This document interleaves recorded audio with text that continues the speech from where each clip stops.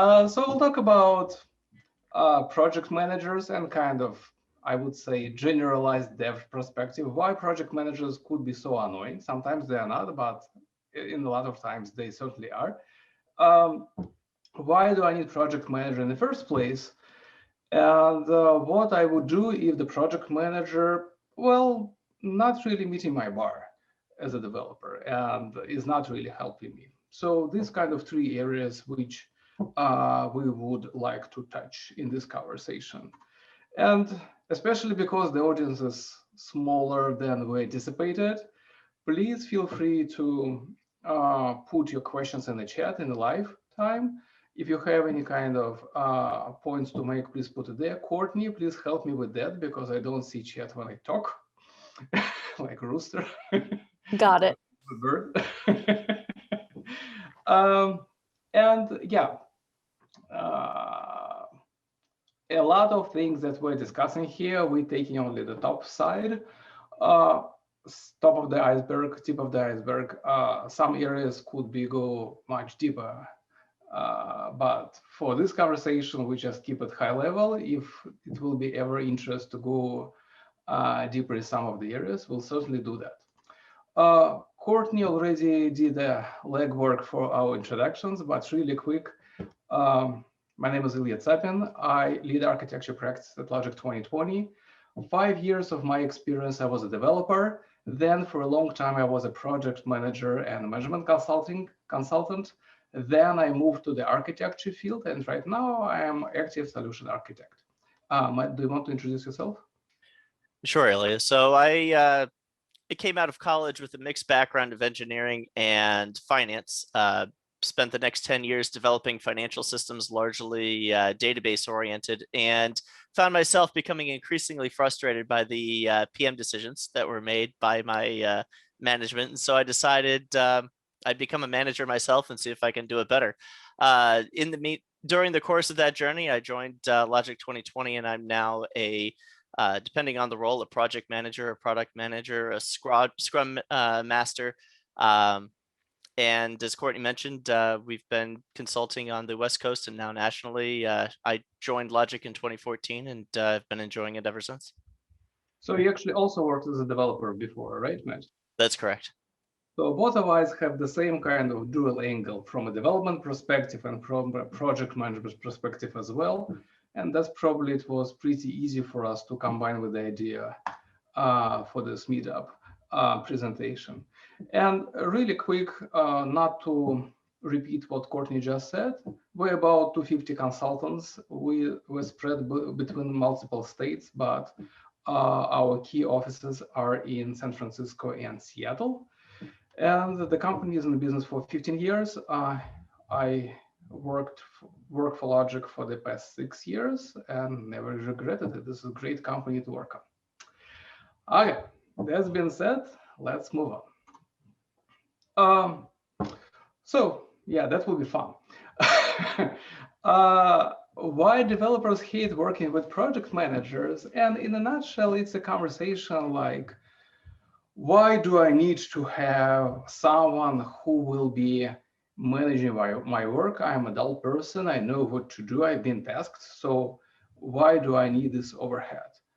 And also, why do I have to interact so much with people that sometimes, let's admit that, do not have a full understanding of the complexity of the things what I'm doing? And a lot of people ask this question, and I'll go to that in a second, but even though we have a small audience, Courtney, would you put a poll that we came up with just to see an illustration like what this audience would think about? So question one, like, do you see the value in the project manager's work? And also, do you consider the PM on your project to be helping you or an obstacle? Let's give everybody, I don't know. Maybe we shouldn't have given our bios and told them we were PMs before we asked this question. And I can leave it open, Ilya, too, for people to keep responding. But they're all saying yes. It's a sympathetic audience. Boring. Yeah. So this is not the first time people ask this question, because let me go to my next slide. Up. Yeah. It was a time when Google rightfully asked, like, do we even need project managers, and what is the value add from them?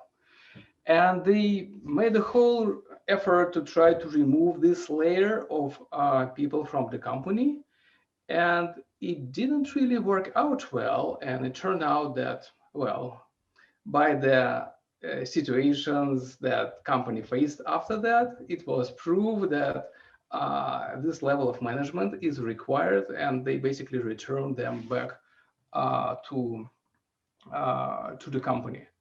And it's interesting because if you look at what are the key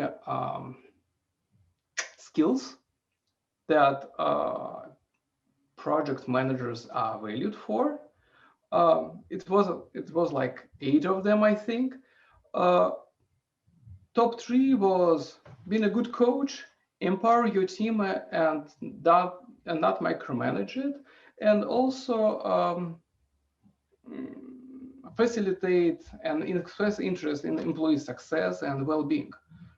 I think it's a very interesting observation because when I think about great managers in my life, that's exactly the skill set they have demonstrated, and they helped, for example, me tremendously.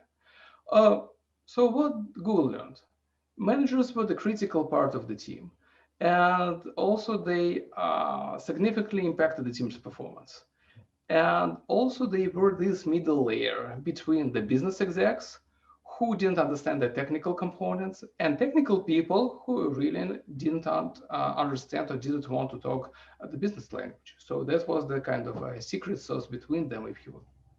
Okay. And Ilya, Okay. we have our first comment in the chat, which might, shape or be something that you talk about. But we had someone say project managers are often not bosses, in quotes, or managers. So that might help you just kind of shape what you're talking about. But yes, that was the first comment in there. And yeah, I absolutely agree.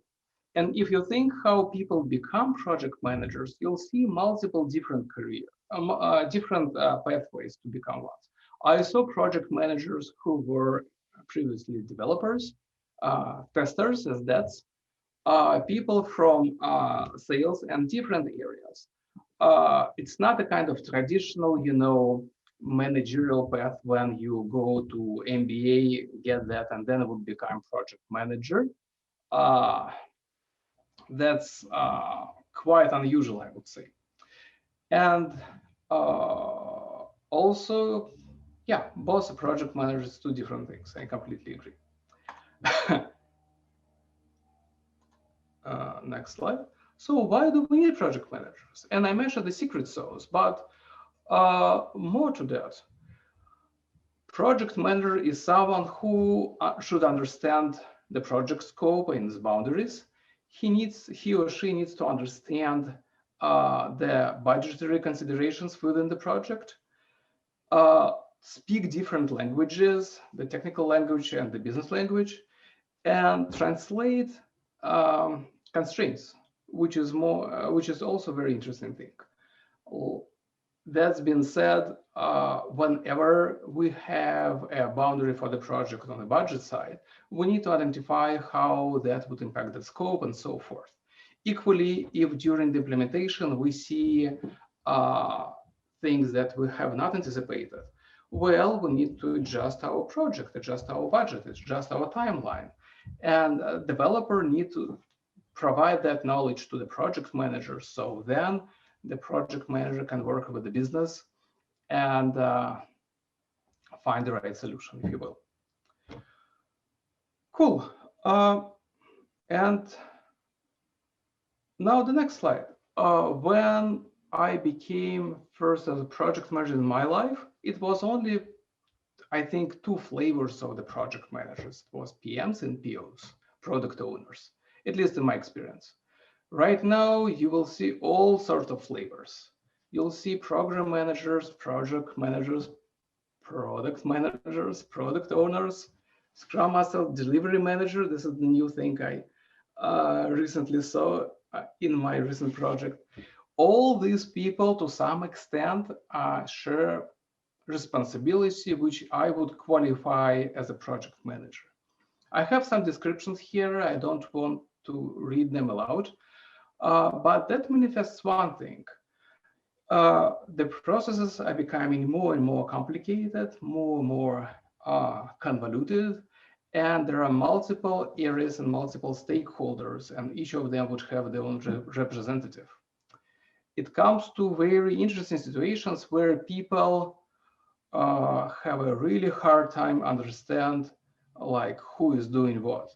And for that matter, on some of the projects, we had to create already a responsibility matrix, somewhat similar to this, so we can at least understand who are these people and what they are responsible for and how the work is split between them.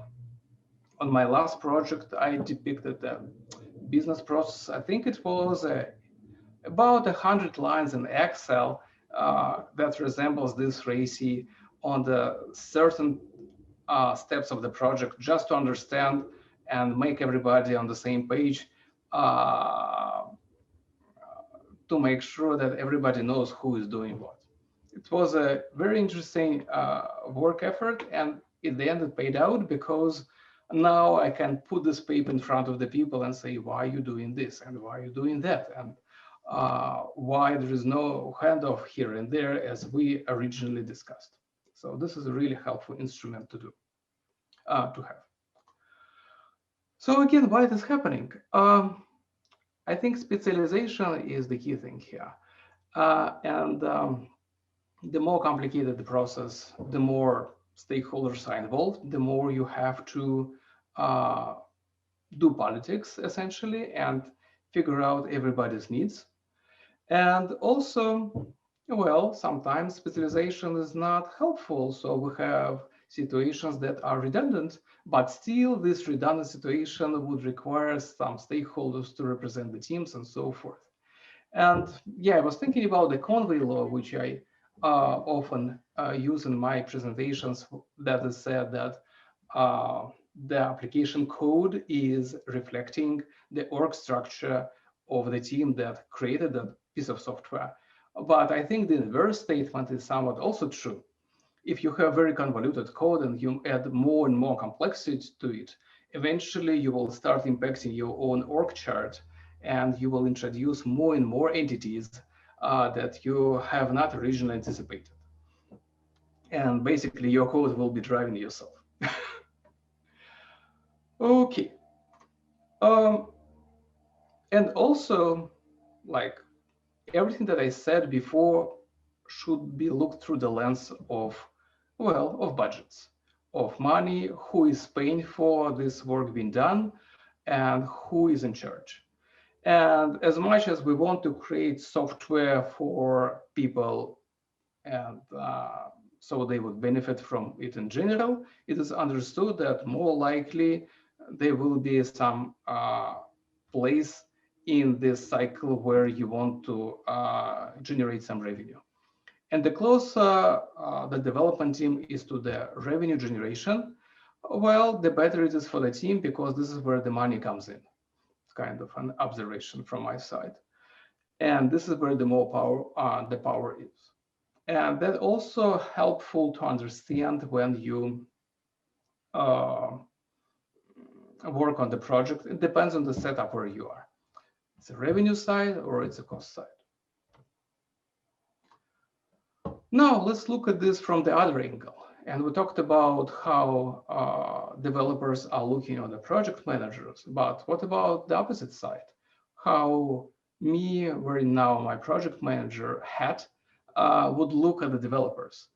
And I constantly see two areas where PMs are getting frustrated, if you will. One area, it's so hard to get estimates from developers. You have to sit, you have to explain every single thing that you need, which is obvious, but then still it's not, it's common that you basically have to be in a constant interaction with the developer until the estimates are finalized. Otherwise, it just won't fly. And second part of it is the status reports and any kind of information and the feedback like, okay, we estimated this work, we spent some time doing that work already, but where are we right now and how much is left? Again, trust me, guys, it requires a lot of skill to get this information from a developer community, that's for sure. And both of these questions are basically legit. First, I don't need to explain to you the necessity of the estimates, especially if you are in consulting organizations like we are, because we have a specific SOW with a scope, timeline, and everything. You must understand where you are on the current budget. And before that, this budget has to be identified. Also, when it comes to status reporting, for you, it's a trace for any kind of legal situations. You need to make sure that everybody in every single point of time are aware where the project is. And you need to understand how much time and effort is left, because otherwise, well, you will be in a jeopardy depending on the how your SOW has been crafted. And there is another aspect here which we want to touch a little bit in terms of budgetary conversations that is a constant headache for the PM. That is, well, what is your capital? Is it your capital expense? Is it your operational expense? How we split the work between two of them? And turns out that's an important question. And why I will pass this presentation to Matt. So Ilya mentioned that status reports are often an important input into the CapEx versus OpEx conversation with the business. And developers often wonder what's the difference and why does it matter? And to try to cast some light on why that would be the case, I'd like to point your attention to two fictitious companies that I've created as an example. To tell the story of both, they both began this year with $100 million of investable funds. They both spent $90 million over the course of the year. And at the end of the year, they both have $10 million cash remaining. And the investors are looking at what these two companies did and evaluating their plans for next year. So on the left-hand example, we have a company that operated very much like the 1990s dot-com boom, for those of you that recall that, where there were lavish amounts of venture capital. Money was spent on expensive furniture, exorbitant parties, rent at posh office locations. And when the companies inevitably went bankrupt, the investors go inside to look around and see what's left. And there really isn't very much of any value that remains. On the right, we have what we're calling Prudent LLP, which is a company that's set up to begin manufacturing a product and selling it. And they use the same $90 million as the company on the left, but instead of spending it on rent or parties, they've bought a new factory, got it set up, they've built a warehouse and a distribution network, and they've begun operating and producing a product that they're actually now positioned to sell. Now, on what accountants call a cash basis, both of these companies are exactly identical. The bank statements would look the same. They began with $100 million. They spent 90, there's $10 million left. But as an investor, obviously, these two companies look very different. The company on the left is almost without any value. The company on the right, on the other hand, is positioned to begin operating and earning money over the long term. And so accountants came up with this concept called a capital asset. And the idea here is to either classify the money that's going out as either an expense that derives no value in the future, or as an asset that will continue to earn money and generate value over the periods to come. And the important difference here is when the company on the left essentially incurred a bunch of operating expenses, they were destroying the value of that $100 million that they were left to invest at the beginning. Whereas the company on the right, they were trading one form of value, cash, for another different form of value, factories, trucks, et cetera, et cetera. Now, the important difference here is when you are a manager trying to run a business, if you're trying to look like you are profitable or you are doing well, you want to have as much of the money that you're spending become a capitalized asset that has value as you can manage. Now, obviously, there's an opportunity for fraud there if you're not scrupulous about how you're classifying your assets. And so the accounting industry came in and created a series of rules that said, these are the standards that you need to meet in order to have an asset that in fact has value. Otherwise, it's an operational expense and don't try to count it for the future. Now, when you're talking about factories and buying land and so forth, it's pretty cut and dry whether this is in fact an asset or it's an expense. But with software, it's a lot harder. You can have a software developer who's creating a piece of software product that will be valuable for years to come. Think how long um, the products that the blue chip technology companies such as Google, Microsoft, et cetera, have been, uh, how long that intellectual property has had value and how much money it's earned. And there are other software products that have no value at all. And then there are times when software developers are working on things that are truly operational, like product support, for example. And so the accounting industry has crafted a series of very complex rules to govern whether an expense should in fact be an asset that has value or an operational expense that does not. And because of the complexity of those rules and the massive impact it can have on the value of the business, both to management and to investors, those status reports can often become the justification that's used when the company is audited to justify the decision to capitalize uh, the work that you're doing as developers and call it an asset and not an expense. And that's why sometimes the status reports can be lengthy, complex, litigious, et cetera. It's not just because PMs are looking for paperwork or the business is overly picky. It's because they are beholden to stakeholders who are uh, uh, tracking the value of tens or even hundreds of millions of dollars. Next slide. And so that's the best case scenario, the best intentioned answer of why the PM function, it can sometimes be so unwieldy. But sometimes the business is just being difficult. And there are times when the PM isn't in fact the problem. The PM is merely the messenger for the challenges that are coming from the business.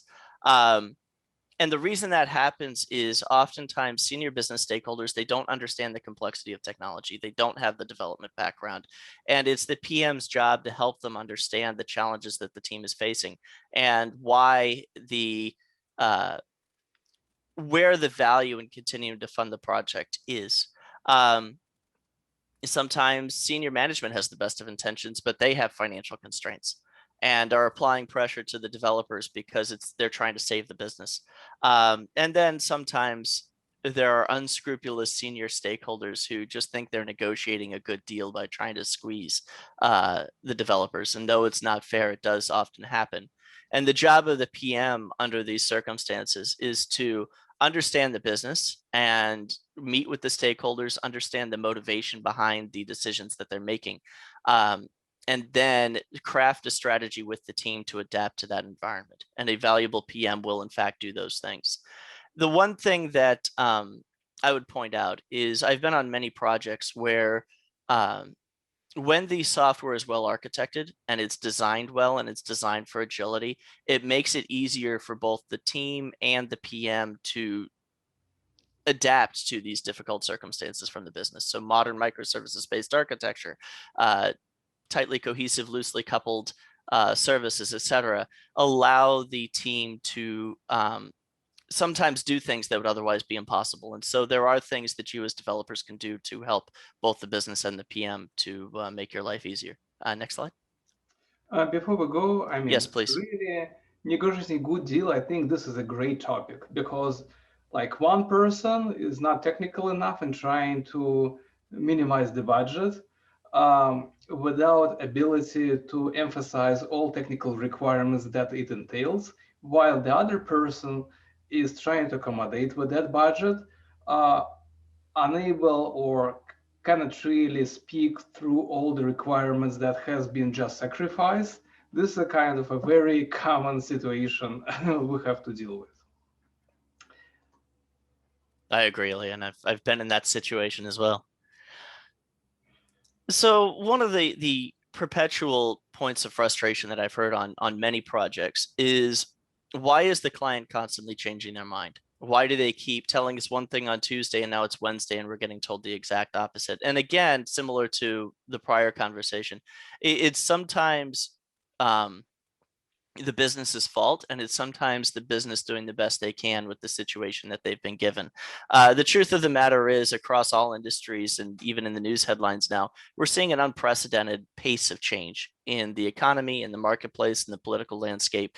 And so ideas that seemed excellent a month or a year ago or even a week ago suddenly change and for some reason no longer are, or a technological approach that seemed like a good idea or a product or an enhancement suddenly isn't. And as Ilya mentioned earlier, the return on investment is a huge driver for why the business is in business. They're there to make money. And if they see the profitability of a particular solution evaporate due to some change in the marketplace, the right thing to do is to change or curtail the project. Then sometimes the changes are purely political. Mergers happen, reorganizations happen, the leadership changes, and someone with a new personality and a new set of priorities comes in. And suddenly that project that was very valuable to the prior leader no longer is. Another aspect is the good idea fairy. For those of you that are familiar, this was a phrase that was, I believe, first dubbed by the special forces, who, when they were planning missions, would have their leadership come in and pile on all sorts of requirements and tools that they would need for different contingencies. And by the time the planning was done and the generals had all made the list of all of the equipment these 8 guys were supposed to carry, each of them was responsible for bringing about 400 pounds of equipment onto the battlefield. And so you end up sometimes with business stakeholders who don't necessarily understand the problem deeply, having really good ideas on how to solve the problem that have no relation to reality. And then you are, as developers, are trying to figure out how to implement as many of those good ideas as you can while not having the solution that you develop crumble under its own weight. Another dynamic that I've seen that's particularly interesting is being a victim of your own success. And this is common in what people call a multi-vendor scenario, where you have many different development companies working on the same platform or the same ecosystem of tools that are all interconnected. And when the business needs a new capability, say reporting or forecasting or something along those lines, they will look across the platform at all of the applications and solutions that exist in this ecosystem and make a choice as to which application should host the particular capability. Sometimes those decisions are based on how the tool fits, and sometimes it's based on the capability of the development team. And so I worked on a development team once that had a reputation for being particularly competent, particularly quick, turning in high quality work faster than the other teams. And so pretty soon we found ourselves implementing everything. We were the default button. If there was a new capability that the business wanted and they found a way to cram it into our solution and make it work there, they would give it to us and ask us to build it because we get it done sooner than everyone else. And so we had a real challenge with our product, because all of a sudden it was being asked to be the jack of all trades, where it was originally intended to be very tightly focused on one particular function. And so sometimes there is such a thing as being too good at your job as a development team that can lend itself to certain challenges that are different than the team that is struggling. So with that, I'll turn it back over to Ilya. Yeah, thank you. So, but what about the situation where PM is actually the problem and PM is not actually doing his or her job? Well, definition of ready and definition of done is something that you should be leveraging all over again, because that will help you to establish at least a formal path to success and make sure that you and the project manager are talking the same language. Setting up acceptance criteria. So again, it's a very formal approach, but it will help you in the long run to set the expectations right. SLAs. Don't expect me to do X if you just asked me to do it half an hour ago. That's a done thing. Nurture your relationship and start bringing this kind of SLAs on the ground so PM knows what to expect. And documentation is really important. And while no one of us probably would like to create documents, I can stress the importance of it, especially in the environment where you work as a consultant or as a vendor. It's important for you to be due diligent, because after you leave, code and documentation will be two main assets that will help your client to be successful with the tool that you implemented for the client. Cool. And but all these obstacles and conversations, why one side doesn't like another and so forth, good news that both of the sides, the PM side and developer side, are trying to find a way to meet somewhere. And the more you are involved in this kind of conversations, and then the more you elevate your point of view, the better it is for you, for your project, and essentially for your career. The more you grow in your organization, the more you have to either do PM-related work or understand complexities the PM is facing, and therefore have some sympathy with it. So based on the poll that we just got, we have a very mature audience over here.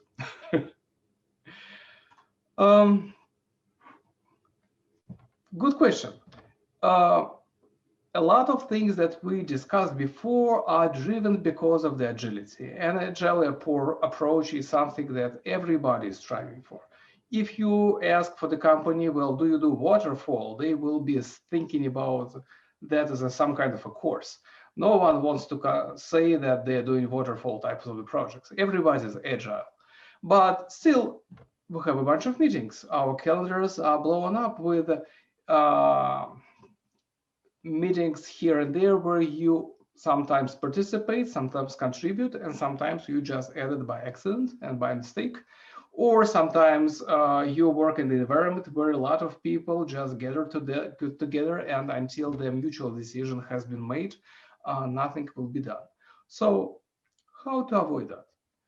I would say first, and especially right now where a lot of people are working remote, asynchronous communication is a game changer. If you can fix something using Slack or Teams or whatever, or email, and avoid a meeting, that would be great. Also, at least I have a policy, we have a policy that it's okay if you skip the meeting if you think that it's not needed for you. That will be your way of saying, well, probably you should not be inviting to this meeting anymore. I don't think I contribute to this. I don't think you actually need me there. And also, you can bring technology as your friend in your organization to help with that. We are currently working on the tool where we will evaluate any recurring meeting, do an automated polling by the end of the month.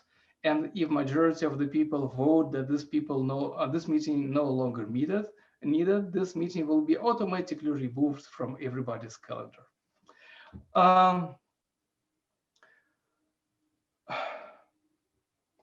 Lastly, on this slide, I think it's important to understand that sometimes people bring developers to the conversation where they're not really needed because the stakeholders need to realign before any developers should be even included. But they need developers on the meeting to make sure that every technical questions will be addressed. Well, this is the point where you can empower your project manager, provide to him or to her all information you need or he needs, and then be your representative instead of going there yourselves. That would be the optimal scenario, I would say. We're heading to the end of this presentation, and there are some topics which actually triggered Matt's and my interest uh, to this presentation in general, and they are the following. Yes, we talked about agile, and we talked about agility and rapidly changing situation in IT industry. But surprisingly, we also observe an opposite trend. We see that a lot of companies trying to become more and more waterfallish as a response to this fast-changing environment. Why it is happening? Well, multiple reasons. If you do the waterfall project, and I'm not going to dive into like differences and benefits and everything, but if you do the waterfall project, you have to think twice, and you need to understand in a very depth what actually you would like to have, because otherwise you might end up with a solution you actually don't need or you didn't anticipate anything. It means that you need to put a lot of thinking in the beginning. While as opposed, if you in agile approach, you can be very frivolous and you could be, if you will, not thinking ahead enough, because it's agile. You can always change your course. And therefore, for in some of the agile projects, that would lead to additional cycles on the implementations of the features that that are not needed, or people didn't actually think through them in a sufficient depth. So all these Scrumful types of project management approaches, they are coming soon. They are happening in our own eyes. And lastly, while agile is not so much forcing you to create a very comprehensive documentation, with the waterfall approach, there is no way you can avoid it. And especially in the organization where you have a lot of vendors and the client wants to be in a situation where vendors are detachable and application is still running and everybody understands how it's working, that's certainly a benefit. So this is kind of news from the PM angle of the court. I think this is interesting. I'm waiting for the day where people will start saying waterfall without thinking it's a course or anything like that. I think it's a valuable approach in some of the implementations, that's for sure, but not for all of them as always. So no golden recipe over here. Quick summary, guys. We talked about how PMs and developers look at each other. We talked about how they work with the stakeholders and why one party needs another, why there is a budgetary conversation in place all the time, and how we could work as a team, well, in a current very agile environment, would be told. I would say try to get the best from everything, and best luck to you all. We are 12 minutes before the end of this meeting. We try to make it short, but this is a great point to ask and answer any questions if you have one.